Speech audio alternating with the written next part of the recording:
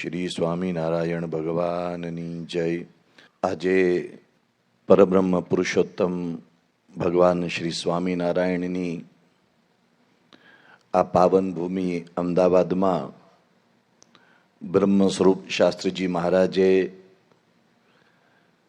એક દિવ્ય ઐતિહાસિક કાર્ય કર્યું હતું, એની આપણે સ્મૃતિ કરી રહ્યા છીએ. આપણે બધા જ ખૂબ સારી રીતે જાણીએ છીએ કે ભગવાન સ્વામિનારાયણ આ પૃથ્વી ઉપર પધાર્યા અને એમણે અલૌકિક કાર્યો કર્યા. પરબ્રહ્મ પુરુષોત્તમ નારાયણ તરીકે એમણે 28 વર્ષ સુધી ગુજરાતમાં રહીને લાખો લોકોના હૃદયમાં સદાચારનો દીપ પ્રગટાવ્યો. અસંખ્ય અધમ જીવોના ઉદ્ધારનું કાર્ય કર્યું. મહાન પરમહંસોને દીક્ષા આપીને, આમ તો આપણા શાસ્ત્રો 3000 સંતોનો આંક વર્ણવે છે કે 3000 સંતોને દીક્ષા આપીને ગુજરાતમાં ભક્તિનું એક મોટું આંદોલન જગાવ્યું. સ્વામિનારાયણ ભગવાને મંદિરો રચ્યા અને ઉપાસનાનો માર્ગ બતાવ્યો. અને આ પરબ્રહ્મ ભગવાન સ્વામિનારાયણની દિવ્ય લીલાઓ માટે કવિ નાનાલાલે એક વાક્યમાં ખૂબ સુંદરતાથી વર્ણવાનો પ્રયાસ કર્યો છે કે સ્વામિનારાયણે ગુજરાતમાં આવીને શું કર્યું. તો એમણે કહ્યું કે ગુજરાતને સરયુ નીરથી ધોઈને બ્રહ્મ ભીનો કીધો. ટૂંકમાં ગુજરાતને શુદ્ધ કર્યો. એમણે ગુજરાતમાં, અને આપણે પશ્ચિમ ભારતની વાત કરીએ તો પશ્ચિમ ભારતમાં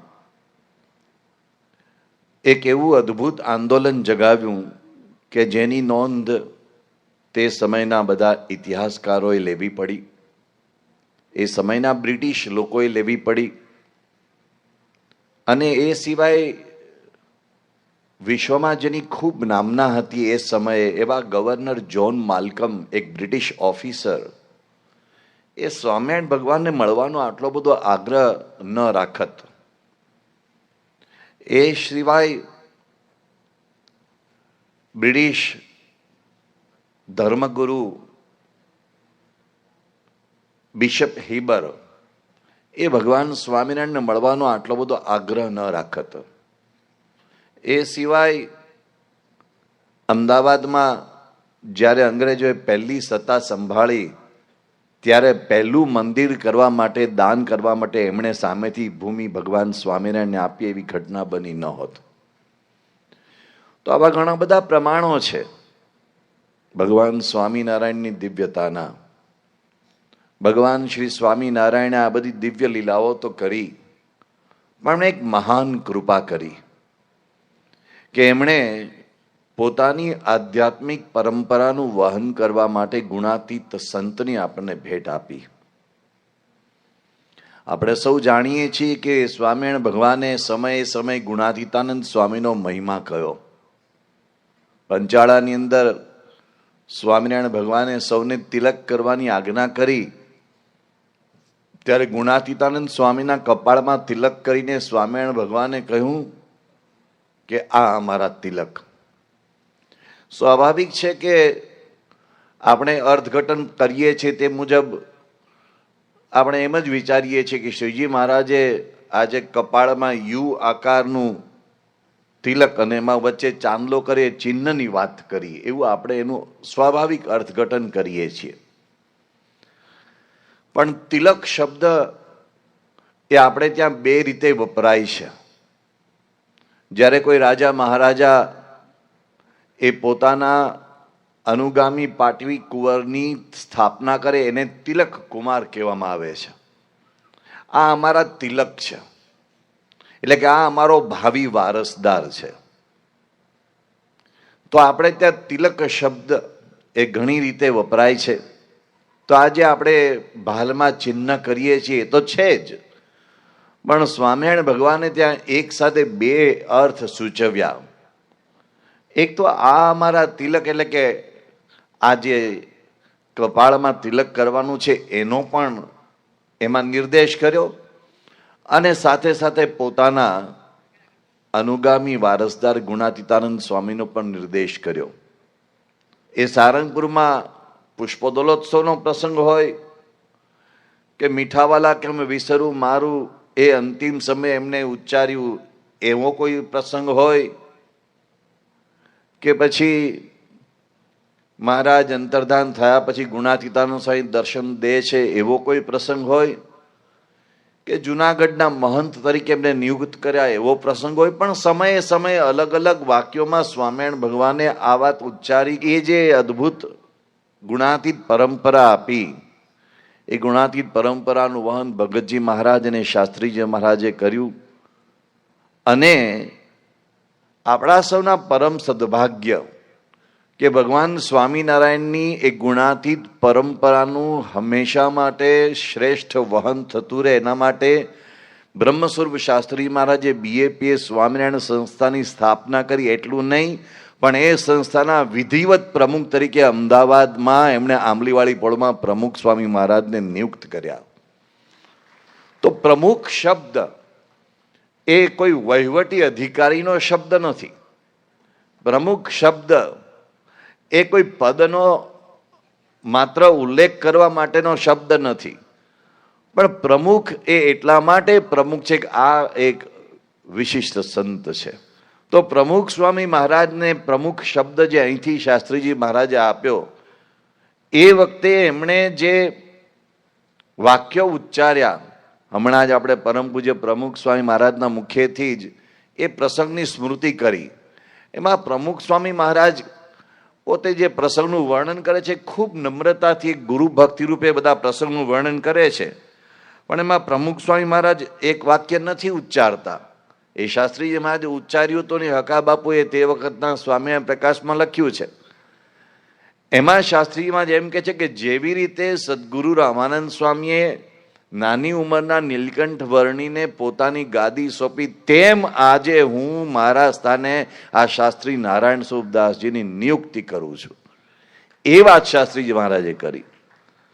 શાસ્ત્રીજી મહારાજને સંકોચ થતો નથી કે આવી તુલના કરાય. પોતાના ઈષ્ટદેવ ભગવાન સ્વામિનારાયણ એ નીલકંઠ બ્રહ્મચારી તરીકે રામાનંદ સ્વામી પાસેથી ધર્મધુરા સંભાળતા હતા, તો એની સાથે તુલના કરીને શાસ્ત્રીજી મહારાજે પોતાના આ અનુગામીની નિયુક્તિ કરી. તો શાસ્ત્રીજી મહારાજ એ એવા એક આર્ષદ્રષ્ટા મહાપુરુષ હતા, અને એમને ખબર હતી, હમણાં જ પરમ પૂજ્ય સ્વામી બાપાના એ ઉલ્લેખમાં જ આપણે સાંભળ્યું, હું 50 વર્ષનું સુખ કરતો જાઉં છું.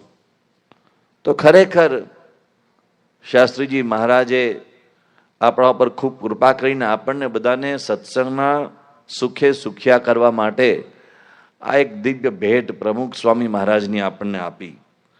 પણ એ વખતે જે બહુ જ મહત્વની બાબત બની એ હતી કે એ વખતે પ્રમુખ સ્વામી મહારાજે ખૂબ વિનમ્રતાપૂર્વક પ્રવચન કર્યું.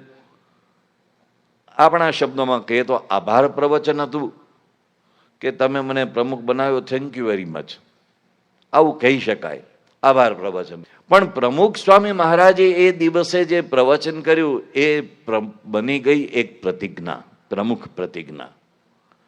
પ્રમુખ સ્વામી મહારાજે ભગવાન સ્વામિનારાયણનો આભાર માન્યો, ગુણાતીતાનંદ સ્વામીનો આભાર માન્યો, શાસ્ત્રીજી મહારાજનો આભાર માન્યો, પણ એમણે એ એક પાનાની લખાણમાં કરી શકાય એવી પોતાની રજૂઆતમાં મુખ્ય જે બાબત કહી, એમાં 5-6 મુદ્દાઓ મહત્વના છે.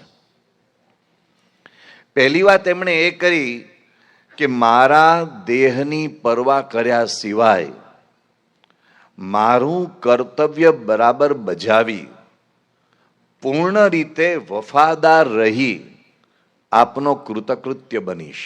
શાસ્ત્રીજી મહારાજને કહે છે, મારા દેહની પરવા કર્યા સિવાય. જુવાન અવસ્થામાં તો આવો વિચાર જ આવે નહીં.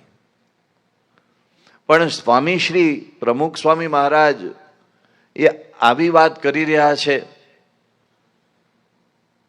કે મારા દેહની પરવા કર્યા સિવાય મારું કર્તવ્ય બરાબર બજાવી સંપૂર્ણ રીતે વફાદાર રહી પણ કહીશું આપનો કૃતકૃત્ય રહીશ, હું હંમેશા આપનો આભારી રહીશ. ગ્રેટફુલનેસ, આપણા જીવનમાં ગ્રેટફુલનેસ નથી હોતી. આપણે આપણું રોજિંદુ જીવન વિતાવીએ છીએ, કેટલા બધા લોકોના સાથને કારણે આપણે આપણો એક દિવસ પૂરો કરી શકીએ છીએ. કોઈ કે આપણા માટે ખેતરમાં અનાજ પકાવ્યું ત્યારે આપણે બપોરે જમ્યા, કોઈ કે શાકભાજી આવી ત્યારે આપણે બપોરે કંઈક પામ્યા, કોઈ કે ક્યારેક કંઈક મજૂરી કરીને કાપડ વણ્યું ત્યારે આપણે સવારે નવા કપડાં પહેર્યા, કોઈ કે મોટર ચાલુ કરીને ટાંકીમાં પાણી ભર્યું ત્યારે આપણે બપોરે પાણી પીવા પામ્યા.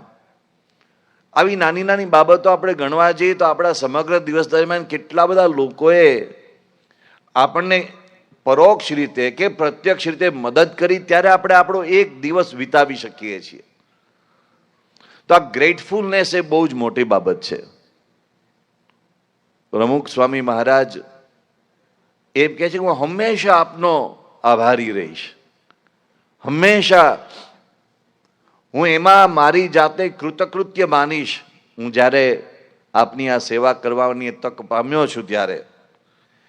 બીજી એમણે વાત કરી કે શાસ્ત્રીજી મહારાજને સંબોધીને કહ્યું કે આપે આ જે અક્ષર પુરુષોત્તમ ઉપાસનાનો બગીચો ખીલવ્યો છે તેની અભિવૃદ્ધિ થાય તેના માટે દરરોજ, આ શબ્દ બહુ અગત્યનો છે, દરરોજ ખંત રાખી સેવા કરી અને સત્સંગના આશીર્વાદ મેળવવા અભિલાષા રાખું છું.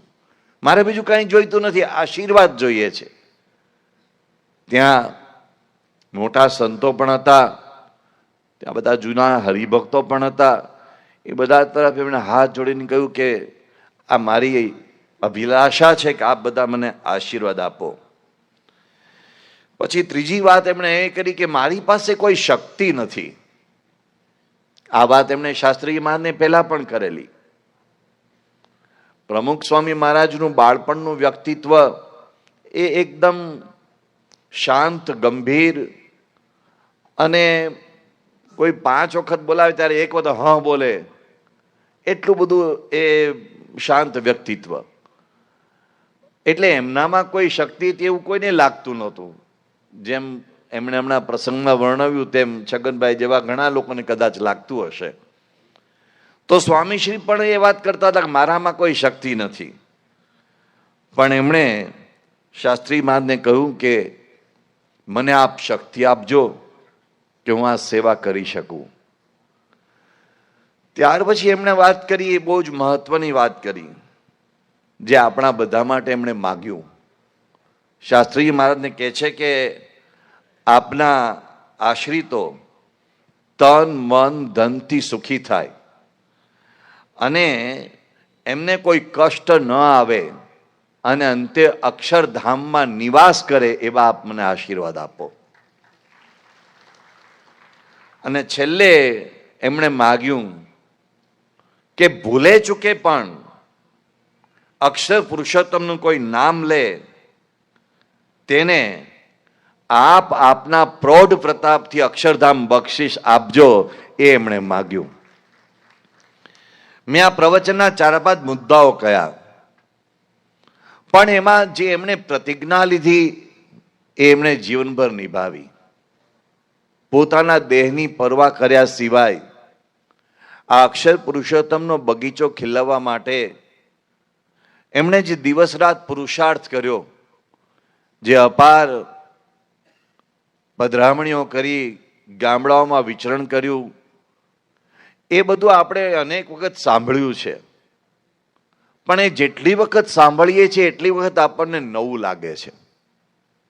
પૂજ્ય ઈશ્વરચરણ સ્વામી ઘણી વખત આપણને એમની કથામાં એ વાત કરે છે કે પ્રમુખ સ્વામી મહારાજે દેહના કુચ્ચા બોલાવી નાખ્યા. આ કુચા શબ્દ એ શેરડીનો રસ નીકળતો જોઈએ ત્યારે યાદ આવે. શેરડીના જે રસમાં એક બાજુથી શેરડી આખી જાય ને પાછળથી જે ભાગ નીકળે અને એનો પેલો ફરી વખત પાછો દાંડો નાખે, પછી ત્રીજી વખત નાખે, જે છેલ્લે નીકળે એને કૂચા કહેવાય. તો ખરેખર પ્રમુખ સ્વામી મહારાજે પોતાના શરીરના પોતાના સમગ્ર અસ્તિત્વના કૂચે કૂચા બોલાવી નાખ્યા હતા. અને એમના અસંખ્ય પ્રસંગો છે. એ એક એક પ્રસંગનું સ્મરણ આપણને ગદગદ બનાવી મૂકે તેવું છે. કેવા કેવા સંજોગોમાં એમણે વિચરણ કર્યું. જ્યારે વાહનોની તકલીફ હતી, રસ્તાઓની તકલીફ હતી, ગામડાઓમાં કોઈ સુવિધાઓ નહોતી, જ્યાં રસ્તા પણ નહોતા પહોંચ્યા ત્યાં પ્રમુખ સ્વામી મહારાજ કોઈ સુવિધા વગર કોઈ વાહનોમાં કૂટાતા અથડાતા પહોંચ્યા. ક્યારેક ટ્રેક્ટરમાં પહોંચ્યા, ક્યારેક ગાડાઓમાં પહોંચ્યા. અને ખખડધજ ગાડીઓ એ સમયની, ક્યારેક કાદવ ખૂંદતા ખૂંદતા, ગારો ખૂંદતા ખૂંદતા પહોંચ્યા. ગામડાઓમાં વરસતા વરસાદે પધરામણીઓ કરી. એક ગામે પ્રમુખ સ્વામી મહારાજ પધાર્યા તો ગામડાઓમાં તો કોઈ શૌચાલયની પણ વ્યવસ્થા નહીં. તો એ ગામમાં હરિભક્તોએ પ્રમુખ સ્વામી મહારાજ માટે એક કામ ચલાવ એવી કઈ વ્યવસ્થા કરી. અને એટલો બધો ધોધમાર વરસાદ પડ્યો, એટલો બધો ધોધમાર વરસાદ પડ્યો તો પ્રમુખ સ્વામી મહારાજ એ શૌચવિધિ માટે પધારી રહ્યા હતા. ત્યારે એક યુવક હતો, એણે કીધું, બાપા હું આપના માટે છત્રી લઈને આપને ત્યાં સુધી શૌચાલય સુધી મૂકવા માટે આવું. ના પાડી, પણ એ છત્રી લઈને આવ્યો. વરસતો વરસાદ, ખુલ્લામાં જવાનું, એટલે ત્યાં એ ખુલ્લા વાતાવરણમાંથી ત્યાં શૌચાલય સુધી જવાનું. તો એ પેલો છત્રી લઈને ત્યાં આવ્યો અને એને આદત આવી કે શૌચાલયમાં ઉપર છાપરું જ નહોતું, એટલે વરસાદ અંદર ચાલુ. તો ભીંજાતા ભીંજાતા પ્રમુખ સ્વામી મહારાજ પછી બહાર નીકળ્યા ત્યારે પેલો હસવા માંડ્યો કે આ હું છત્રી લઈને અહીં સુધી આવ્યો શું લેવા. પણ ગામડામાં કોઈ વ્યવસ્થાઓ નહીં. રસ્તાઓમાં પાણી ભરાયેલા હોય ને એ પાણી ડોળતા ડોળતા પ્રમુખ સ્વામી મહારાજ ઘરોઘર ઘૂમ્યા. ક્યાંક એમની મોજડી કાદવમાં અટવાઈ ગઈ હોય તો કોઈને ખબર ન પડે કે એમની મોજડી ક્યાં રહી ગઈ, ખુલ્લા પગે ફર્યા. એક મોજડી ક્યાંક કાદવમાં અટવાઈ ગઈ ને ક્યાંક બીજા ઘરે એ પહોંચ્યા ત્યારે ખબર પડી કે એક જ પગમાં મોજડી હતી, બીજા પગમાં તો મોજડી જ નહોતી.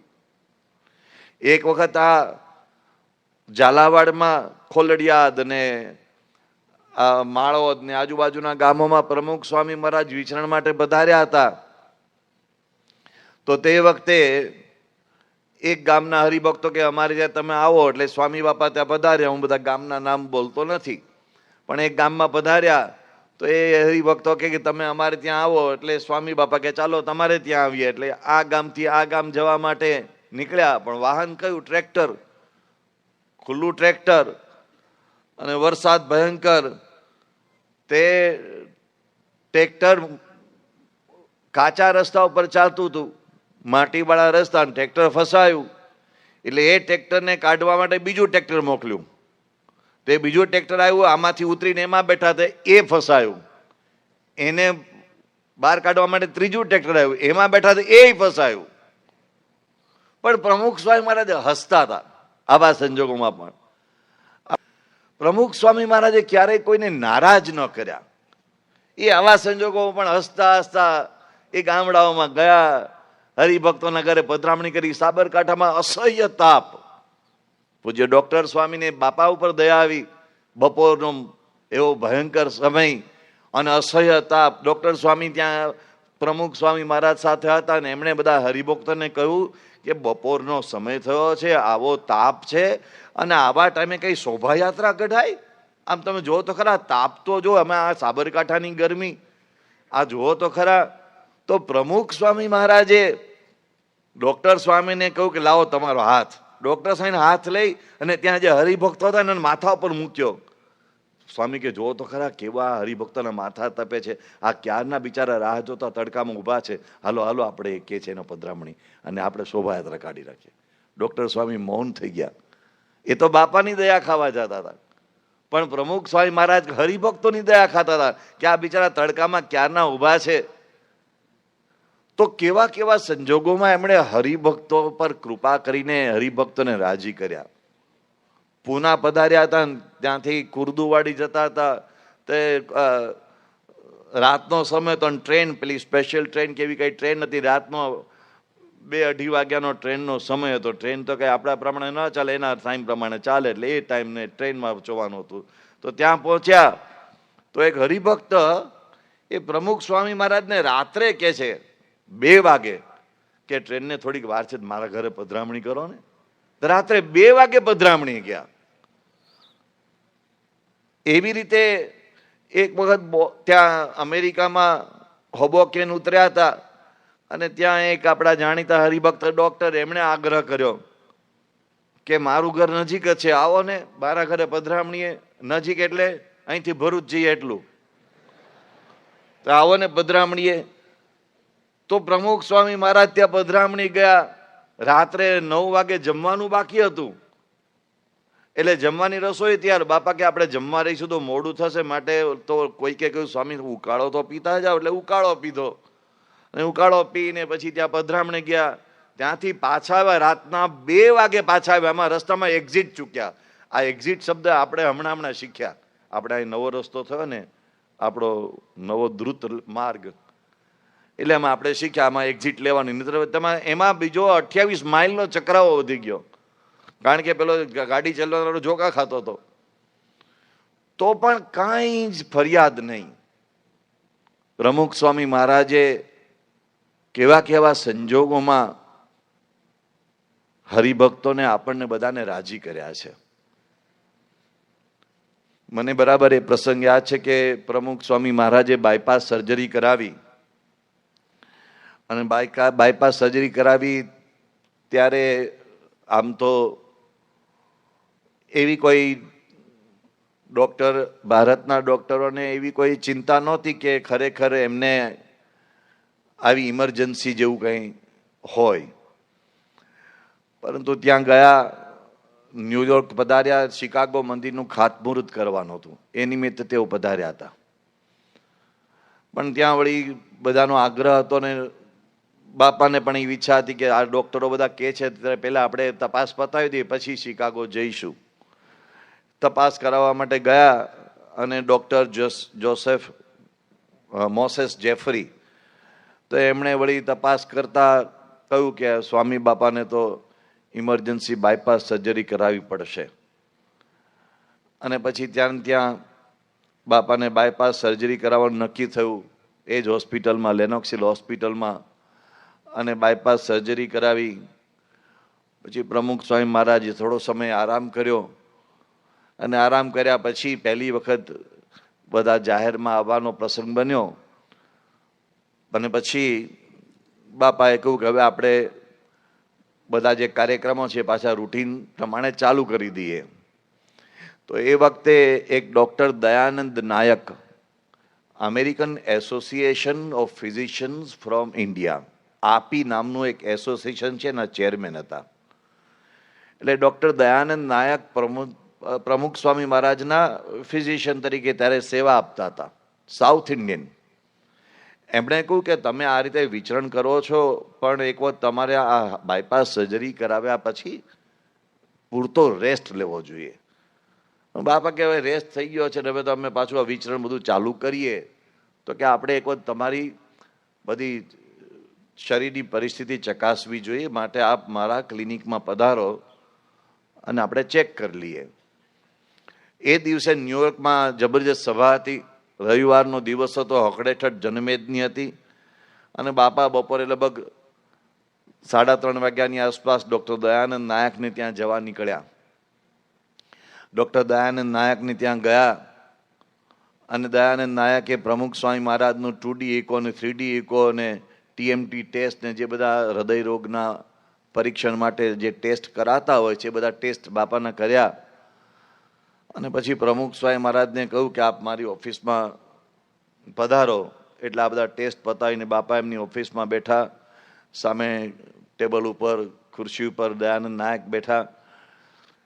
પછી દયાનંદ નાયકે કહેવાનું ચાલુ કર્યું કે આમ તો આપ મહાન સંત છો અને મારા પણ પૂજનીય છો, એટલે મારે તમને બહુ આમ આગ્રહ ન કરાય, પણ વિનંતી તો મારા કરવી તો કરાય કે નહીં? બાપા કે આ વિનંતી કરાય. તો કે મારે આપને એ વિનંતી કરવી છે કે આપે ખરેખર બહુ જ આરામની જરૂર છે. આપના હૃદયની તકલીફ હજુ પૂરી થઈ નથી. સર્જરી સારી થઈ છે, પણ હૃદયની તકલીફ પૂરી થઈ નથી. પણ છતાંય હું આપને એમ કહું છું કે આપે હજુ 2 મહિના સુધી તો બહુ સઘન આરામ કરવો જોઈએ. એટલે આપ હજુ 2 મહિના સુધી પૂરતી રીતે અહીંયા આરામ કરો. પછી બીજું સૂચન કર્યું કે આપે બહુ જ પધરામણીઓ કરી છે, એટલે કૃપા કરીને હવે આપ પધરામણીઓ ન કરશો, કારણ કે પધરામણીઓથી આપના હૃદયને બહુ જ ભીડો પડશે. એક વખત જામનગરમાં પ્રમુખ સ્વામી મહારાજ પધરામણી ગયા અને પગે જબરજસ્ત સોજા, પેલા જે હરિભક્તને ઘરે ગયા એ ભાવિક બાજુમાં એક ડોક્ટર હતા એમને ત્યાં લઈ ગયા, તો પગમાં સોજા. તે ડોક્ટરે એ સોજા જોયા ને એને કહ્યું કે આ તો હૃદયરોગના પરિણામે થયું એવું લાગે છે અને આપે આરામ કરવો જોઈએ, અને પગે બરાબરના સોજા હતા. તો બાપા કે હા બરાબર છે. તો કે તમે પધરામણી બંધ કરીને અત્યારે સીધા જ તમારા ઉતારે જતા રહો. સ્વામી બાપા કે સારું. ડોક્ટરને ત્યાં પધરામણી પૂરી કરી, પછી બહાર નીકળ્યા. પછી બધાએ કહ્યું ચાલો હવે ઉતારે. બાપા કે ના ના, પછી 15-20 પધરામણી બાકી છે, પતાવીને પછી જઈએ. અમારે એક હરિભક્તને બાયપાસ સર્જરી કરાવેલી. ડોક્ટરે કહ્યું કે તમારે 100 પગલાં ચાલવાનું, રોજ 100 પગલાં ચાલવાનું. તો 100 પગલાં ચાલે, અહીંથી અહીં સુધી પહોંચે, પછી ત્યાં ઊભા રહી જાય કે હવે મને તેડીને લઈ જાઓ, કે મને રોજ પગલાં હાલવાનું કહ્યું છે. ડર લાગે. તો આ પધરામણીમાં શ્રમ લાગે એટલે પેલા એ કહ્યું કે તમારે હવે પધરામણીઓ ન કરવી. પછી કહ્યું કે તમારે હરિભક્તોને મુલાકાતોમાં બહુ જ સમય આપો છો એવું હવે ન કરવું, કારણ કે હરિભક્તો તમને માનસિક સ્ટ્રેસ આપે. આપ એવું કરતા નથી. આ તો જનરલ એમણે વાત કરી કે પોતાના પ્રશ્નો કે પોતાની મુશ્કેલીઓ કે એટલે એના કારણે તમને માનસિક સ્ટ્રેસ થાય, તો આપે એવું શા માટે કોઈનું સ્ટ્રેસ માથા ઉપર લેવું? એટલે આપે બહુ મુલાકાતો ન આપીને કદાચ ઈચ્છા હોય તો રોજના 3 હરિભક્તોને મળવું. પછી વાત કરી કે આપે પત્ર લેખન બહુ ન કરવું. તમારા વતી તમારા સેવકો કરે, તમારે બહુ ન કરવું. આવી બધી એમણે 10 સલાહો આપી. બાપા મામા જોતા હતા ને પાછળ મને ઉભેલો જોયો, અને હું એક ડાયરી લઈને બધા સૂચનો લખતો હતો. એટલે પછી એમણે આમ જરા ત્રાસી નજરે જોઈ લીધું કે હું કંઈક ટપકાવું છું ડાયરીમાં. પછી અમે પાછા ન્યુયોર્ક જતા હતા. ગાડી ડૉક્ટર મહેન્દ્રભાઈ ચલાવતા હતા, બાપા આગળ બેઠા હતા, પાછળ યોગીચરણ સ્વામી, કૃષ્ણવલ્લભ સ્વામી ન્યૂ, અમે 3 પાછળની સીટમાં બેઠા હતા. અને ચાલતા ચાલતા ગાડી ચાલતી હતી, તે ન્યુયોર્ક તરફ જતી હતી. ન્યુયોર્કમાં હરિભક્તો હકડેઠઠ સભા ભરાઈને ત્યાં બધા બેઠા હતા. એટલે બાપાએ મને ધીમે રહીને આમ ગાડીમાં પાછળ જોતા જોતા કહ્યું કે આ ડૉક્ટરે જે કંઈ કહ્યું એ તે લખી લીધું છે?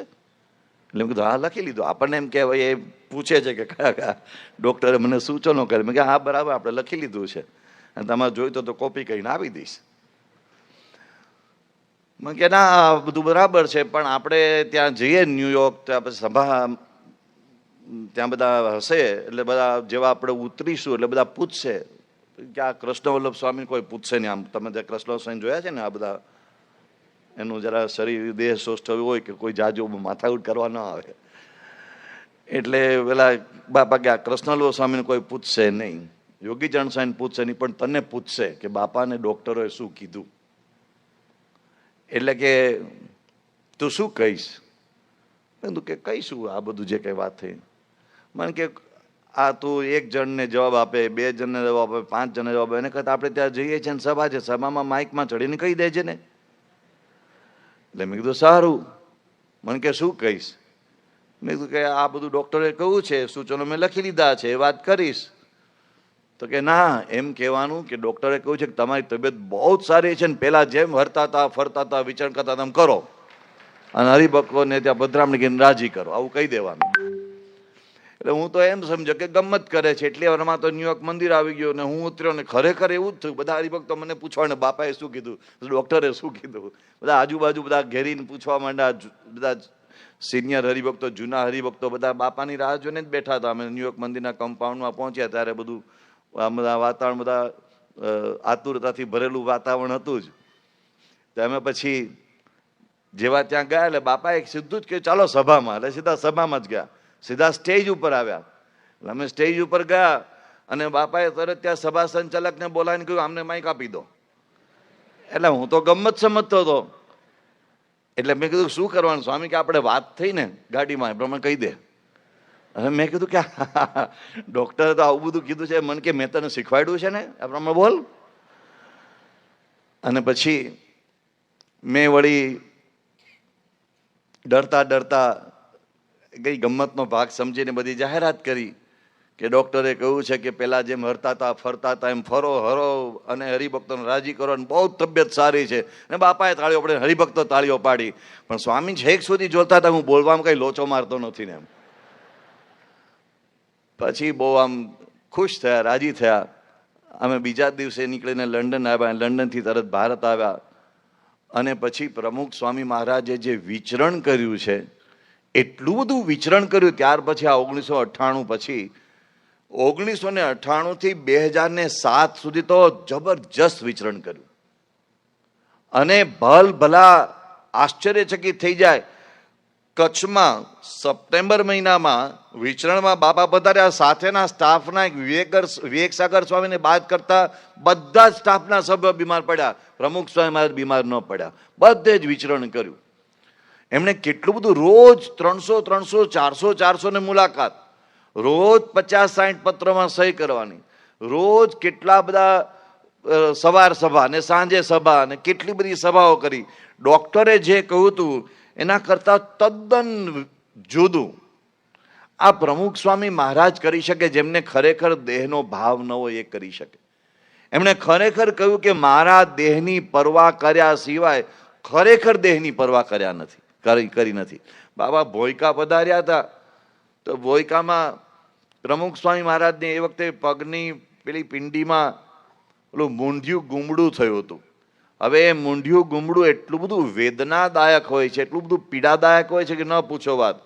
એમાં પૂજ્ય ડૉક્ટર સ્વામી એને પેલું શું કહેવાય ડ્રેસિંગ કરે, આટલો મોટો ખાડો પડી ગયેલો, એક આખી લખોટી સમાઈ જાય, મોટી લખોટી, એટલો ખાડો પડી ગયેલો. એ ડૉક્ટર સ્વામી બરાબર ઘસીને એમાંથી પરુ કાઢે અને પછી એમાં એ સમયે પેલો પાવડર આવતો, એન્ટીબાયોટિક પાવડર, એ પાવડર ભરે અને એટલી બધી પીડા. અને એવામાં પ્રમુખ સ્વામી, એ વરસાદી ઋતુ એટલે પાછા બધા વારે વારે પલળે ને એવું બધું થાય, એમાં પ્રમુખ સ્વામી મારે પધરામણીઓ કરી. તો ભોયકા પધાર્યા હતા અને સવારના પોરમાં જ એના કારણે, આ ગુમડાને કારણે એમને તાવની પણ થોડી અસર હતી. એટલે વાત થઈ કે આજે ભોયકા ગામમાં આવ્યા છે પણ પધરામણી નહીં કરીએ. પ્રમુખ સ્વામી મહારાજ હોય ને પધરામણી ન હોય એવું બને જ નહીં. તો એ દિવસે પધરામણીઓ બધા નક્કી કે આજે પધરામણીઓ નહીં કરીએ. તો પ્રમુખ સ્વામી મહારાજ પૂજા કરીને હજુ તો ઊભા થતા હતા, ત્યાં જ ગામના મુખ્ય કાર્યકર્તાઓ આવ્યા. બાપા 60 પધરામણીઓ ગોઠવી દીધી છે, કેટલા વાગે નીકળવું છે? તો પ્રમુખ સ્વામી મહારાજે એક હરફ પણ ઉચ્ચારે સિવાય કીધું ચાલો અત્યારે જ નીકળીએ. અને એવા સંજોગોમાં 60 પધરામણીઓ કરી, ખરેખર દેહની પરવા કર્યા સિવાય એમણે બધાને રાજી કર્યા છે. પરમ પૂજ્ય પ્રમુખ સ્વામી મહારાજને હૃદયની તકલીફ થઈ, આંખોની તકલીફ થઈ, ગાંઠની એક સર્જરી કરાવી, ગોલબ્લેડરનું ઓપરેશન કરાવ્યું.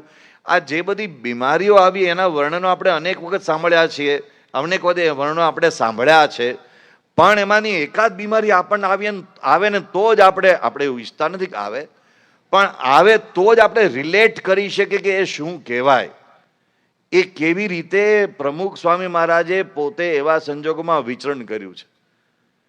એમણે જે પધરામણીઓ કરી એમાં એક વખત એક દિવસમાં 16 ગામોમાં પધરામણી કરી, 16 ગામોમાં પધાર્યા. એક વખત અહીંયા દભાણ ને આજુબાજુમાં ત્યાંથી ખેડા જિલ્લાના બધા ગામોમાં વિચરણ કર્યું પ્રમુખ સ્વામી મહારાજે. તો 16 દિવસમાં 29 ગામોમાં પધરામણી કરી, લગભગ 700 જેટલી પધરામણીઓ કરીને એ ગામડાઓમાં કેટલા બધા સંજોગો ખરાબ. એક વખત પ્રમુખ સ્વામી મહારાજે દિવ્ય સ્વરૂપ સ્વામી, જે આપણા આદિવાસી વિસ્તારમાં વિચરણ કરતા હતા, જેતપુર, પાવી ને ગોધરા ને બધા બોડેલી ને એ વિસ્તારમાં, તો પ્રમુખ સ્વામી મહારાજે એમને બોલાવ્યા સુરેન્દ્રનગર અને કહ્યું કે હું તમારે ત્યાં આવું છું. તો પ્રમુખ સ્વામી મહારાજ ત્યાં પધાર્યા. કેમ બન્યું ખબર છે? કે અટલાદરામાં પ્રમુખ સ્વામી મહારાજનું વિચરણ હતું અને તે સમયે આ આદિવાસી ભક્તો ગામડાથી આવેલા અને બિચારા બધા પોતાના પારંપરિક વેશમાં આવીને નૃત્ય કરે ને બધા ઢોલ વગાડે ને નાચે ને કૂદે ને પછી એ બધાને પ્રમુખ સ્વામી મહારાજ પાસે દર્શને લઈ આવ્યા. બાપાએ એક એકના માથે હાથ મૂકીને ખૂબ કૃપા વરસાવી. પછી બાપાએ દિવ્ય સ્વરૂપ સ્વામીને પૂછ્યું કે આ કેટલા લોકો આવ્યા છે? કે બાપા 60-70 આવ્યા છે. બાપા કે તમારે કેટલા હરિભક્તો? બાપા હરિભક્તો તો બહુ જ છે, હજારોની સંખ્યામાં. તો બાપા કે એ તો બિચારા અહીંયા આવી શકે નહીં, તો આપણે ત્યાં આવીશું. કે બાપા ત્યાં આવવા જેવું નથી, ત્યાં તો બહુ જ પરિસ્થિતિ ખરાબ છે, અમારા ગામડાઓમાં તો બહુ જ પરિસ્થિતિ ખરાબ છે. બાપા કે એમાં શું ખરાબ હોય, આપણે આવીશું. એટલે બાપા એમને સુરેન્દ્રનગર બોલાવ્યા અને પછી કહ્યું કે હું આ સમયે તમારે ત્યાં આવીશ. તો પ્રમુખ સ્વામી મહારાજે કહી દીધું અને બધાએ ના પાડી કે બાપા બહુ તકલીફ પડે, પણ ત્યાં પધાર્યા અને એ એવા ઘરોમાં પધાર્યા કે જ્યાં ખરેખર દિવાલને પ્લાસ્ટર પણ નહોતું. આ તો હું વાત કરું છું 2000ના વર્ષની વાત, 1999ના વર્ષની વાત. ત્યાં દિવાલમાં પ્લાસ્ટર પણ નહીં, બાથરૂમ જાજરૂની વ્યવસ્થા તો નહીં જ. તો પછી બાજુમાં એક સારું ગામ હતું, ત્યાં બધી વ્યવસ્થા હતી. તો દિવ્ય સ્વરૂપ સ્વામીએ કહ્યું બાપાને કે બાપા બાજુમાં ગામ છે, ત્યાં બધી હરિભક્તોનું ઘર સારું છે દેવગઢ બારિયામાં, ત્યાં આપની વ્યવસ્થા રાખી છે, ત્યાં પધારો. અને અહીંયા તો કંઈ વ્યવસ્થા જ નથી. બાપા કે આટલા બધા લોકો રહે છે, એમને વાંધો નથી તો મને શું વાંધો આવી જવાનો છે? એક દિવસમાં આપણે એમની વચ્ચે જ રહીએ. એમણે ગામડાઓમાં જઈને ઢોરની ગમાણોમાં બેસીને એ રાજી કર્યા છે. દલુભાઈ મદારીનો પ્રસંગ પ્રસિદ્ધ છે. બાપા ચાલતા ચાલતા પધારતા હતા અને કાદો, કાળી માટી, ભીની માટી તે ખૂંટી જાય, પગ ખૂંટી જાય ને પગ ઉપાડો એટલે નીચે કાળી માટીનો લોંદો ચોંટી જાય. એવી રીતે ત્યાં જવાનું. પણ પેલા નારાયણ પ્રસાદ સ્વામી કે બાપા બહુ જ દૂર છે. બાપા કે આ રહ્યું હમણાં ચાલતા ચાલતા પહોંચી જવાશે. અને ત્યાં દલુભાઈ મદારીની ત્યાં ગયા તો દલુભાઈ મદારીને બેસવા, ઘરમાં બેસવાની કોઈ વ્યવસ્થા જ નહીં. તો જે પેલી ઢોરની ગમાણ હોય એ ગમાણની પેલી પાતળી લાકડાની નહીં, પેલી વળી આપણે ઝાડની આડી અવળી કાપેલી વળી, એ વળી ઉપર બેઠા અને ત્યાં પેલા એ પ્રમુખ સ્વામી મહારાજને પેલા ઢેબરા જમાડ્યા. બાપાને કે બાપા ઢેબરા જમો. ત્યારે બાપા બોલ્યા કે આ ઢેબરાનો સ્વાદ એવો છે કે મેલમાં પણ આવો સ્વાદ આવે નહીં. એ બાપા એને રાજી કર્યા. તો આવા તો કેટલા બધા પ્રસંગો છે. એક વખત પ્રમુખ સ્વામી મહારાજ ભાવનગર જઈ રહ્યા હતા અને ભાવનગર જતા આ ક્યારેક કેવી બધી ઘટનાઓ બનતી. ત્યાં રસ્તામાં એક ગામ આવ્યું, એ જરા ક્ષત્રિયોનું ગામ. તે પછી દરબારના કહેણથી પ્રમુખ સ્વામી મહારાજ ત્યાં પધાર્યા. સાંજનો સમય, ભાવનગરમાં સભા, બધા રાહ જુએ. તે પછી ત્યાં સાંજનો સમય હતો એટલે પછી બધા પૂજન આરતી વગેરે થયું. પછી બાપા કે ચાલો અમે જઈએ. તો દરબાર કે જવા ન દો, અમારે ત્યાં તો તમારે જમવું જ પડે, અમારે ત્યાંથી કોઈ ભૂખ્યું જાય જ નહીં, અમારો તો ક્ષત્રિયોનો રાજધર્મ, અમે તમને ભૂખ્યા ન જવા દઈએ. તે પ્રમુખ સ્વામી મહારાજ કે પણ આજે તો અમારે એકાદશી છે, નિર્જળ ઉપવાસ છે. પ્રમુખ સ્વામી મહારાજે નિર્જળ ઉપવાસમાં કેટલી બધી પધરામણ કરી છે ને કેટલા બધા ગામડાઓમાં વિચરણ કર્યા છે, પ્રસંગો જાણીતા છે. આ દિવસે નિર્જળ ઉપવાસ હતો એટલે એણે કીધું કે એ બધું તમારે બીજા દિવસે કરવાનું, આજે તો અમારે ત્યાં જમવું જ પડે. પ્રમુખ સ્વામી મહારાજ કે ભાઈ અમારે આ નિર્જળ ઉપવાસ કરવાનો હોય, આજે એકાદશી હોય, આજે અમે પાણીનું ટીપું મોઢામાં ન મૂકીએ કે ન હાલે. એમ કરતા તો ઊભા થયા, કૂદ્યા. દિવાલ ઉપર તલવાર હતી, આમ આડી બે ઉતારી ખેંચી. બધા તો ચોંકી ગયા કે આ બાપુ હવે શું કરશે. એટલે બાપુએ તલવાર લઈને પ્રમુખ સ્વામીને આપી કે લ્યો મારું ગળું કાપી નાખો, હવે જાઓ. પછી પ્રમુખ સ્વામી મહારાજ કહે છે કે જુઓ બાપુ, અમારે તો આ સ્વામિનારાયણ ભગવાને આપેલો નિયમ છે, આ અમારો બનાવેલો નિયમ નથી. કે પણ અમારો નિયમ છે, અમે તમને જવા ન દઈએ ભૂખ્યા. એટલે પછી પ્રમુખ સાહેબ મહારાજ કે એક કામ કરો, પછી ક્યારેક આવીશું, કે તમે મને વચન આપો તમે પાછો જમવા અહીંયા આવશો તો જ જવા દઉં. પ્રમુખ સ્વામી મહારાજ કે અમે તમને વચન આપીએ પણ તમે અમને વચન આપો કે તમે ક્યારેય શરાબ નહીં પીવો, તમે અમને વચન આપો. તમે અમને વચન આપો, તમે ક્યારેય માંસાહાર નહીં કરો. એ કે આપ્યું વચન. પ્રમુખ સ્વામી કે અમે પણ તમને વચન આપ્યું, અમારે ત્યાં આવીશું. આવી રીતે ગામડાઓમાં કેટલાય લોકોના જીવન પરિવર્તનો કર્યા છે, ઘરોઘર ઘૂમ્યા છે, પણ આટલું બધું વિચરણ કર્યું, આટલા બધા કાર્યો કર્યા. તમે જો તો ખરા, પ્રમુખ સ્વામી મહારાજે આવા ગામડે ગામડે વિચરણ કરતા કરતા આવા સંજોગોમાં એમણે બીએપીએ સ્વામિનારાયણ સંસ્થાના 1236 મંદિરોના નિર્માણ કર્યા. આવા સંજોગોમાં એમણે કેટલી શાળાઓ, કેટલી હોસ્પિટલો, કેટલા સામાજિક કાર્યો, કેટલા બધા દુષ્કાળ રાહત જેવા આપત્તિના સંજોગોમાં બધા રાહત કાર્યો, અને આટલા બધા મોટી સંખ્યામાં સંતો બનાવ્યા, આટલા યુવક મંડળો, આટલા બાળ મંડળો, આટલા સત્સંગ મંડળો. એ બધું તમે જુઓ તો આપણને એમ લાગે આમણે આ બધું ક્યારે કર્યું હશે. આપણને જો તમે એમને કરેલી બાળ પ્રવૃત્તિનો વિચાર કરો, તમને એમ લાગે આખી જિંદગી એમને બાળ પ્રવૃત્તિ જ કરી હશે, બીજું કઈ કર્યું જ નહીં, નહીતર આવું થાય જ નહીં. તમે એમને કરેલી યુવા પ્રવૃત્તિનો વિચાર કરો, તમને એમ લાગે આખી જિંદગી એમણે યુવા પ્રવૃત્તિ જ કરી હશે. એમણે હોસ્પિટલો બાંધીને ફરતા દવાખાનાઓ, નિઃશુલ્ક ફરતા દવાખાનાઓ, અરે દર વર્ષે લાખો દર્દીઓને નિઃશુલ્ક આપણે દવાખાના દ્વારા દવાઓ આપીએ છીએ, ફરતા દવાખાના દ્વારા. એ તમે એમની પ્રવૃત્તિ જો તો લાગે આખી જિંદગી એમને આરોગ્ય સેવાઓ જ કરી હશે, અથવા આખી જિંદગી એમને આદિવાસીઓના ઉત્કર્ષની પ્રવૃત્તિઓ જ કરી હશે. તો કેટલી બધી પ્રવૃત્તિઓ કરી, પણ આ બધી જ પ્રવૃત્તિઓ કર્યા પછી એ હળવા ફૂલ. એટલા માટે એ એમ માનતા હતા, મેં કાંઈ કર્યું નથી, જે કરે છે સ્વામિનારાયણ ભગવાન કરે છે, ગુરુ શાસ્ત્રી મહારાજ ને ગુરુ યોગીજી મહારાજ કરે છે. અને એટલે એ હંમેશા દાસત્વ ભાવે વર્ત્યા. એક વખત પ્રમુખ સ્વામી મહારાજ મુંબઈમાં હતા, અને મુંબઈમાં ત્યાં થાણામાં એમનું વિચરણ હતું. તો થાણામાં એ વખતે બધું તારીખો ગોઠવાઈ ગઈ ને ત્યાં એક હરિભક્તો વિદેશથી આવ્યા. એમણે પ્રમુખ સ્વામી મહારાજને કહ્યું કે સ્વામી, મારા ભત્રીજાના લગ્ન છે વડોદરામાં અને તમારે આવવાનું છે. પ્રમુખ સ્વામી કે આવીશું. ક્યારે, કઈ તારીખ છે? કે ફલાણી તારીખ. બાપા કે કાઢો તો ભાઈ, આપણે એ તારીખોમાં ક્યાં છે? કે થાણા છીએ. તો બાપા કે ભાઈ બહુ તકલીફ છે, થાણામાં પેલા 2 વખત કાર્યક્રમ ગોઠવાયા છે ને કેન્સલ થયા છે, માટે આ વખતે રહેવા દો. પણ અમે વસંત પંચમી ત્યાં અટલાદરા આવવાના છીએ, ત્યારે તમારે ત્યાં તમારા ભત્રીજાને ત્યાં પધરામણી કરી દઈશું. એ કે મેં વેવાઈને વચન આપી દીધું છે, તમારે આવવું જ પડે. હવે બાપા કે પણ હવે તમારા વેવાઈને સમજાવો કેમ કે આવું હાલતું હશે? અરે કે અમે તમને તમારી કેટલી બધી સેવા કરી છે, તમે ના પાડો કેવી રીતે ચાલે? બાપાએ ડૉક્ટર સ્વામી આપણા કોઠારી સ્વામીને કહ્યું કે તમે એક કામ કરો, થાણાના હરિભક્તોને લાવો, કાગળ લખી નાખીએ, અમે તમારી માફી માગીએ છીએ. અગાઉ 2 વખત કાર્યક્રમ કેન્સલ થયા છે, હવે 3જી વખત કેન્સલ કરીએ છીએ, પણ અમે પાછા થાણા આવીશું. આ હરિભક્તને અમારે રાજી કરવાના છે. એટલે છેક મુંબઈથી થાણાનો પ્રોગ્રામ કેન્સલ કરી અને હરિભક્તના ભત્રીજામાં વેવાઈને રાજી કરવા જઈ આવ્યા. તો આવા કેવા બધા સંજોગોમાં એ ગયા, પણ એ દાસ ભાવે વર્ત્યા. જેમ કે એમણે કોઈ દિવસ કોઈ પ્રકારની સત્તાનો ઉપયોગ ન કર્યો. હું પ્રમુખ છું ને હું કહું એમ થાય એવું એમણે ક્યારેય ન કર્યું. એ દાસત્વ ભાવે વર્ત્યા. એ હળવા ફૂલ થઈને રહ્યા. હું આટલી બધી પ્રવૃત્તિ કરું છું, હું આટલી બધી સેવા કરું છું, હું આ સંસ્થાનો પ્રમુખ છું, અને હું આ ને હું તે ને, એવું એમના જીવનમાં ક્યારેય હું આવ્યો નહીં. આપણે હું કાઢવો અઘરો પડે છે, અને એમને ક્યારેય હું અંદર પ્રવેશો નહીં.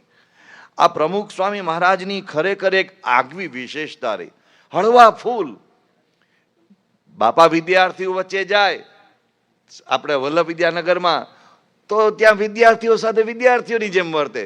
એક વખત પ્રમુખ સ્વામી મહારાજ વલ્લભ વિદ્યાનગર પધાર્યા હતા. આપણે યજ્ઞપ્રિય સ્વામી ઘણી વખતે પ્રસંગ વર્ણવે છે.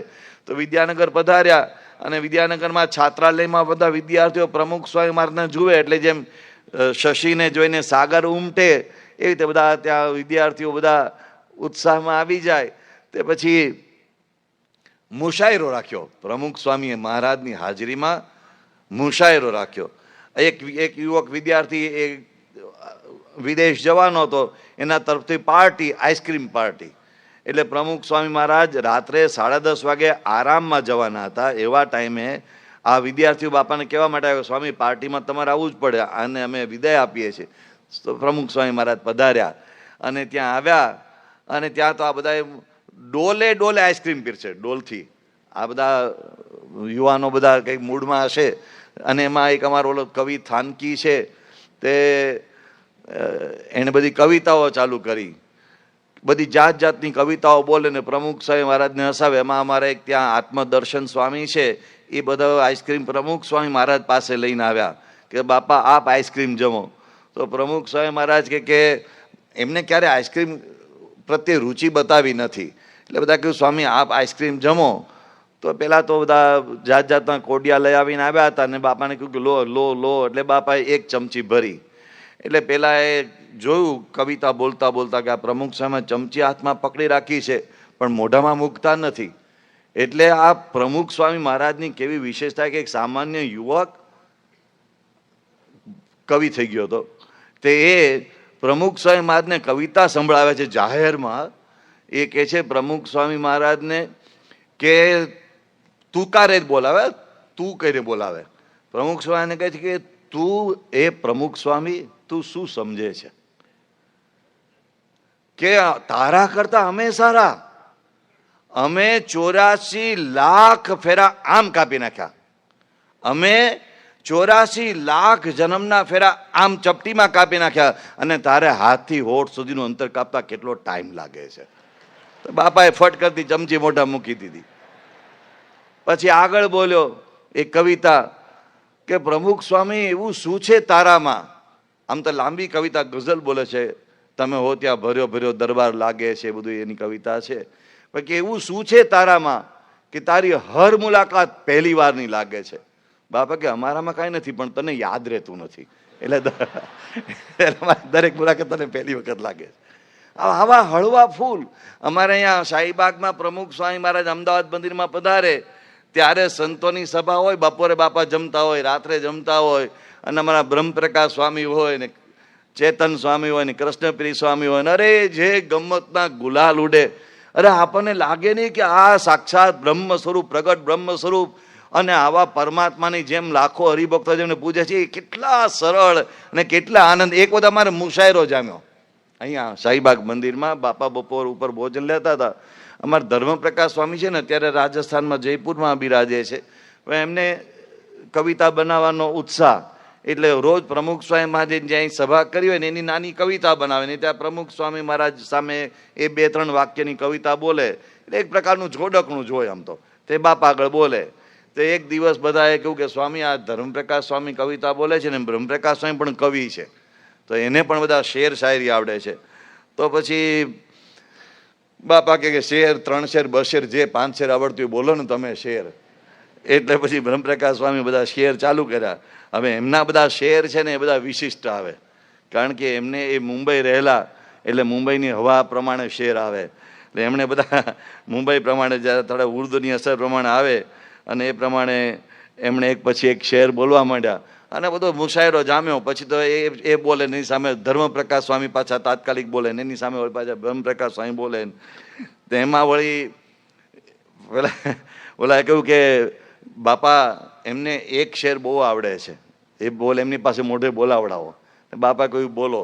એટલે એમણે કહ્યું કે વૈસે તે જિંદગી મેં સબ કુછ હૈ ભુલાને કે લીએ, है खुशियां और गम एक ख्वाब टूट जाने के लिए, लेकिन है कुछ नजारे आंखों में बसाने के लिए, और ऐसी यादों मौत के बाद भी काम आने के लिए. આવી યાદ તો બાપા મૃત્યુ પછી પણ આવે, એના માટે આ બધી સ્મૃતિ હોય છે. તો બાપા બધા તાળીઓ પડવા માંડે. હવે આ હિન્દી અડધું ઉર્દુ અડધું આ, તો સ્વામીને કહે સમજાવ્યો નહીં. તો બાપા કે આ બધી વાતો બરાબર છે પણ કે અમને સમજાય એવું બોલો. એટલે અમારા ચેતન સ્વામી ઊભા થયા. એમણે કહ્યું સ્વામી મને એક વસ્તુ સમજાતી નથી, ઘણા બધા ધોળાને અમે કાળા કેમ, એમનો રંગ સ્પેશિયલ હતો. એટલે કે બાપા આ કાળા કેમ? બાપા કે આમને પૂછો કાંઈ શાયરીમાં જવાબ આપે તો. એટલે એણે કીધું કે કાલા એમણે કહ્યું કે મૂળ થયું તો એવું કે બના રહે થે તિલ લેકિન શાહી ફિસલ ગઈ. એટલે કે આમ તો ભગવાન તલ બનાવવા ગયા હતા પણ શાહી ઢોળાઈ ગઈ, એટલે આખું આ જરા કલર ચેન્જ થઈ ગયો. અને બાપા ખડખડાટ હસવા માંડ્યા. પછી વળી બાપા કે હજુ કંઈ આગળ ચલાવો. પછી આ બધા અક્ષરજીવન સ્વામી પાછળ માંડ્યા કે હવે આ અક્ષરજીવન સ્વામી અમારા શીઘ્ર કવિ છે, હવે એમને શેરો શાયરી આવડે નહીં, એ અમારા આપણા ગુજરાતી કવિ, એટલે એમણે બધા ગુજરાતી ગીતકાર. તો એમને બાપા કે હવે એ કંઈક બનાવે, જે એમણે કંઈક ગીત બનાવ્યું, પણ એ ગીતમાં બોલવા કે એમાં છેલ્લી પંક્તિમાં કંઈ પ્રાસ બરાબર આવ્યો નહીં. તો બાપા કે પ્રાસ બરાબર ના આવ્યો. પછી તો બધા તૂટી પડ્યા, બધા તૂટવાની રાહ જોતા હોય, તે બધા તૂટી પડ્યા. તો હવે એ વખતનું જે વાતાવરણ તમે જુઓ, એ વખતની ગમ્મત તમે જુઓ, અને પ્રમુખ સ્વામી મહારાજ એટલા બધા ખડખડાટ હશે કે ન પૂછો વાત. અને નાના નાના સંતો, નાના નાના કોઈને પ્રમુખ સ્વામી મહારાજ સાથે વાત કરવામાં સંકોચ નહીં, બધાને બાપા પોતાના લાગે. એક વખત એક અમારે ઓલો પ્રકાશ પટેલ શિકાગોનો યુવક છે, ચરોતરની ભાષા સ્પેશિયલ બોલે, એની ચરોતરની ભાષા 5 વાક્ય તમે સાંભળો ને તમે ન હસી શકો એવું બને જ નહીં. તો પ્રમુખ સ્વામી મને ફોન કર્યો. બાપાએ પૂછ્યું કે બરાબર ચાલે છે કે તમારે કેવું હ એની ભાષામાં? બાપા કે બરાબર છે. કે તબિયત? તો બાપા કે તારે કેવી? તો કે મારે તો હારી, તમારે હારી એટલે અમારે હારી. બાપા કે ભલા આદમી, તું ભણેલો હોય તારે હાળી હોય, અમારે હાળી ન હોય. હવે આવી ગમ્મત એની સાથે કરી શકે. અને અહીંયા એક વખત આ સ્ટેજ ઉપર કંઈ ડ્રામા કર્યો હતો, અને એ ડ્રામામાં મંદિરમાં પ્રભુ બિરાજે છે, એમાં એમને આવવાનું કહ્યું, તો છેક સુધી અહીંયા અંધારામાં બેસાડ રાખ્યા. આ ખૂણામાં કોઈ પબ્લિકને દેખાય નહીં. ક્યારે પ્રમુખ સ્વામી મહારાજ આવી ગયા, આ બાજુના દરવાજેથી આવ્યા, ત્યાં બેઠા, કોઈને છેક સુધી દેખાય જ નહીં પ્રમુખ સ્વામી મહારાજ. બધા હરિભક્તો કે ક્યારે બાપા આવે છે, ક્યારે બાપા આવે છે. પછી બાપા વારે પૂછે ક્યારે મારે જવાનું છે, ક્યારે મારે જવાનું છે. તો અમે કહીએ હજુ તમારે બેસી રહેવાનું છે, હજુ બેસી રહેવાનું છે. અરે બધા હરિભક્તો એમના દર્શન માટે આવ્યા હતા, પણ એવી એમના મનમાં કંઈ પડી જ નહોતી. પછી બાપાએ કહ્યું બાપા હવે તમારે જવાનું છે. તો અહીં કે હાલો. તો ઊભા થયા. તો અહીંયા સ્ટેજ ઉપર લાવવાનું બધે અમે આની પાછળ લઈ ગયા, પડદાની પાછળ. અને પડદાની પાછળ અંધારું, ભૂલી ગયા હતા કે અંદર લાઇટ જ નહીં પાછળ, અને પાછળ અંધારું. અને આ અમારા કિશોર મંડળમાં વિમલ પ્રકાશ સ્વામીના બધા યુવકો બધા ડ્રામામાં ભાગ લેતા હતા. તે પાછળ પેલા લાકડા સેટ હતો ને, મને પાછળ લાકડા હતા, આડા લાકડા ગમે તેમ ઘુસાડ્યા હતા. એ લાકડા ઓળંગતા ઓળંગતા બાપાને લઈ ગયા, અને કોકને સૂજ્યું એટલે વળી બેટરી લઈ આવ્યું. તો બાપાને પાછળ ગયા. હવે એમાં શું હતું ખબર છે કે આગળ એક માણસને અંધ વ્યક્તિનું પાત્ર ભજવવાનું હતું, અને એને કીર્તન ગાવાનું હતું કે અખિયા દર્શન કી પ્યાસી, ના દર્શન દ્યો ઘન શ્યામ નાથ મોરી અખિયા પ્યાસી રે. અને એમાં એને બીજી કડી છે ને એ સેજ લંબાવવાની, એ લંબાવે એ જ વખતે દર્શન દ્યો એમ બોલે. એ જ વખતે પેલું મંદિરનું બારણું ખોલે ને પ્રમુખ સ્વામી અંદરથી પ્રવેશ કરે અને હરિભક્તોને સરપ્રાઈઝ મળે. આવો બધો પ્લાન હતો. તે હવે પોલો ખબર નહીં શાસ્ત્રીય સંગીતમાં ચડી ગયો, સાસા પપ્પા મમ્મા ચડી ગયો. અને પાછળ હતા બાપા કે મારે ક્યારે જવાનું છે? મેં કીધું ઓલો પૂરો કરે ત્યારે જવાય ને, એ દર્શન થયો, દર્શન બૂમો પાડે ત્યારે જવાનું આપણે. સ્વામી કે કેમ જલ્દી પતાવે, આપણે હાથમાં ઠાકોરજી લઈને ઊભા હતા. અરે આવી મોટી સંસ્થાના પ્રમુખ બિલ ક્લિન્ટન ને મોટા મોટા અબ્દુલ કલામ જેવાના બધા ભક્તો કહેવાય, એ ત્યાં અંધારામાં આટલી નાની 1 ફૂટ જેવી જગ્યામાં ઊભા રહ્યા હતા. મને કે આ પૂરું કરતો નથી. બાપા આપણા હાથમાં નથી, એ લાઈવ ગાય છે. આમ તો બધું પ્રી રેકોર્ડિંગ હતું પણ લાઈવ. અને પછી પેલા દર્શન દ્યો, અને પછી બાણું ફટાક કરતું ખુલ્યું, અને પ્રમુખ સ્વામી મહારાજ બહાર આવ્યા. હરિભક્તોની આંખમાં આંસુ રેલાઈ ગયા, બાપાના દર્શન થયા. પણ કેવા કેવા લોકો એમની પાસેથી કામ કરાવ્યા છે, પણ સરળ. પ્રમુખ તરીકે એમણે ક્યારેય પોતાની સત્તા વાપરી નથી. એવા પ્રમુખ સ્વામી મહારાજના અનંત ઉપકારો આપણા ઉપર છે. એમના ઉપકારોની આપણે કોઈ કલ્પના કરી શકતા નથી. એમણે કષ્ટો સહન કર્યા, આપણને બધાને એર કન્ડિશન સભાગૃહમાં બેસાડ્યા. એમણે અનેક શારીરિક કષ્ટો વેઠ્યા, શારીરિક દુઃખ વેઠ્યા. આપણને બધાને શરીરમાં ક્યારેક કષ્ટ પડે તો આપણને તાત્કાલિક સારવાર મળે એના માટે એમણે આપણને હોસ્પિટલ બંધાવી દીધી. એમને ભણવા માટે ભિક્ષા માગવી પડતી હતી. આ આંબલીવાળી પોળમાં ભિક્ષા માગતા હતા, ઘરે ઘરે જઈને ભિક્ષા માગ. શાસ્ત્રીમાં જે કહ્યું હતું માસ્તરની ફી આપીશ, ખાવાની વ્યવસ્થા તારે જાતે કરવાની. આંબલીવાળી પોળમાં ઘરે ઘરે ભિક્ષા માગતા હતા. એમને ભિક્ષા માગવી પડે, અને આપણા માટે એમણે ખાવા માટે મોટા મોટા મહોત્સવો કર્યા, જેમાં આપણે ખૂબ શાંતિથી જમી શકીએ. આપણા માટે દુષ્કાળ રાહત કાર્યો કર્યા, બધા જાત જાતના સંજોગોમાં આપણને જ ભોજન પહોંચાડ્યું. એમણે ભૂખ વેઠી, એમણે ભિક્ષા માગી. આવા તો અનેક એમના આપણા ઉપર ઉપકારો છે. આ બીએપીએ સંસ્થાનું આટલું મોટું છત્ર આપ્યું, અને સૌથી મોટો ઉપકાર તો એ કર્યો કે આપણને મહંત સ્વામી મહારાજનું છત્ર આપ્યું, ભેટ આપી. એ પ્રમુખ સ્વામી મહારાજે એટલી મોટી કૃપા કરી કે અચાનક જ પ્રમુખ સ્વામી મહારાજ આપણી વચ્ચેથી અદ્રશ્ય થઈ ગયા તો આપણે શું કરત, નોંધારા થઈ જાત. પણ એમણે એવું ન થવા દીધું. એવા અનંત ઉપકારો આપણા સૌ પર એમણે કર્યા છે. હવે આપણો વારો છે. એમણે જે પ્રતિજ્ઞાઓ લીધી હતી કે મારા દેહની પરવા કર્યા સિવાય આ અક્ષર પુરુષોત્તમનો બગીચો ખીલવા અને અભિવૃદ્ધિ કરવા માટે હું પ્રયાસ કરીશ. આપણે ગર્વ અને ગૌરવ લઈ શકીએ કે સનાતન હિન્દુ ધર્મ, વૈદિક પરંપરા, સ્વામિનારાયણ સંપ્રદાય, અક્ષર પુરુષોનું ઉપાસના, એનો બગીચો ખીલવા માટે આ છેલ્લી શતાબ્દીમાં સૌથી વધારે કોઈ પ્રયાસ કર્યો તો આ પ્રમુખ સ્વામી મહારાજે કર્યો છે. ઇંગ્લેન્ડ અને અમેરિકામાં મંદિરોથી માંડીને આદિવાસી વિસ્તાર સુધી એમણે જે કાર્યો કર્યા છે એ અકલ્પનીય છે. પણ આપણે ગુરુનું ઋણ કેવી રીતે ચૂકવીશું? તો અહીંયા પ્રમુખ પ્રતિજ્ઞા માટે જ્યારે આપણે આ બધી વાતો કરી રહ્યા છીએ ત્યારે આપણે પ્રતિજ્ઞાબદ્ધ નહીં થઈએ તો આપણે ગુરુનું ઋણ કેવી રીતે ચૂકવી શકીશું? તો પ્રમુખ સ્વામી મહારાજનું અપાર ઋણ ચૂકવવા માટે આપણે માત્ર 3 મુદ્દા યાદ રાખવાના છે. 3 મુદ્દા. આ રવિવારની સભા, પ્રમુખ સ્વામી મહારાજને તાવ આવતો હતો અને બધાએ કહ્યું કે બાપા આ રવિવારની સભા છે આજે ને તમે નહીં આવો તો ચાલશે, તમારી જરૂર નથી, અમે બધા સભા કરી લઈશું. તો પ્રમુખ સ્વામી મહારાજ કહે છે યોગી મહારાજની આજ્ઞા છે રવિવારની સભા ન જઈએ તો યોગી મહારાજ રાજી ન થાય. તો યોગી મહારાજની આજ્ઞા એમને પાળવાની, આપણે નહીં પાળવાની.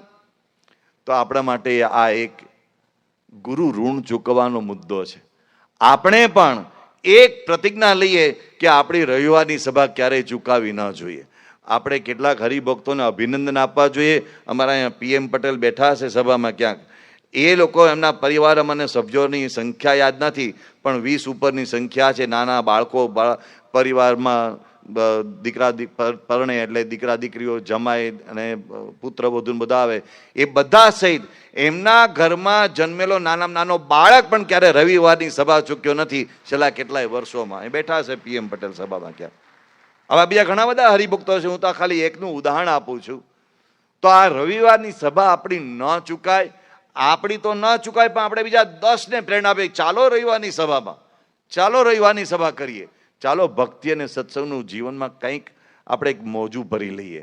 તો આ એક આપણો મુદ્દો છે જે આપણે પ્રતિજ્ઞાબદ્ધ થવું પડે. બીજો અગત્યનો મુદ્દો છે એ છે ઘર સભા. આપણી ઘર સભા ચૂકાવી ન જોઈએ. રોજ નહીં તો અઠવાડિયે એક વખત. એ કોના માટે છે? પ્રમુખ સ્વામી મહારાજે ઘર સભાની ભેટ આપી છે એ આપણા માટે આપી છે. કમસે કમ અઠવાડિયામાં 3 દિવસની એમણે વાત કરી, 3 દિવસને બદલે 2 દિવસ ને 2 દિવસની તો 1 દિવસ પણ ઘર સભા આપણે કરવી પડે. એ પ્રતિજ્ઞા આપણે લેવી પડે. અને ત્રીજી બાબત છે આપણે જે વિસ્તારમાં રહેતા હોઈએ ત્યાં પરસભામાં આપણે જઈએ, આપણે આ પ્રતિજ્ઞા લેવી પડે. અને આપણો આ સત્સંગ ઉજળો છે આ સત્સંગ સભાઓથી. આપણી આ સત્સંગની શોભા છે આ સત્સંગ સભાઓથી. પ્રમુખ સ્વામી મહારાજે એમના જીવનમાં એક દિવસ પણ એવો વિતાવ્યો નહીં કે જે દિવસે એમણે સત્સંગ સભા નહીં કરી હોય. અરે અસહ્ય બીમારીમાં પણ બપોરે કે રાત્રે સૂતા સૂતા પણ એમણે સભા કરી છે. તો એમના એક શિષ્ય તરીકે, એમના ભક્ત તરીકે આપણા જીવનમાં પણ આ પ્રતિજ્ઞા આપણે ગ્રહણ કરવી પડે. પ્રમુખ સ્વામી મહારાજના ઉપકાર અનંત છે, પ્રમુખ સ્વામી મહારાજના ઋણ અનંત છે. આપણે વિચાર તો કરીએ કે પ્રમુખ સ્વામી મહારાજે કેવી અસહ્ય ગરમીમાં, અસહ્ય ઠંડીમાં, અસહ્ય પરિસ્થિતિમાં સભાઓ કરી છે. ને આપણે આટલી સુવિધાઓ સજ્જ બધી વ્યવસ્થાઓ વચ્ચે આપણે સભાનો લાભ ન લઈએ. અને એમાંય આપણા સૌના તો પરમ સૌભાગ્ય છે કે પૂજ્ય ઈશ્વરચરણ સ્વામી અહીંયા બિરાજે છે અને આપણે દર સભામાં એમના દર્શન, બીજા બધા સંતોના દર્શનનો લાભ લઈ શકીએ છીએ. તો આટલી વાત આપણે બરાબર હૃદયે દ્રઢ કરીને આજે આ પ્રમુખ પ્રતિજ્ઞાને ફરીથી જીવનમાં ઘૂંટીએ અને પરમ પૂજ્ય પ્રમુખ સ્વામી મહારાજ અને પરમ પૂજ્ય મહંત સ્વામી મહારાજના ચરણે પ્રાર્થના કરીએ કે બાપા આપે અમારા માટે ખૂબ કર્યું છે, અમે આટલું કરીને આપને રાજી કરી શકીએ એવી બુદ્ધિ, શક્તિ અને ભક્તિ અમને આપજો, એ જ પ્રાર્થના.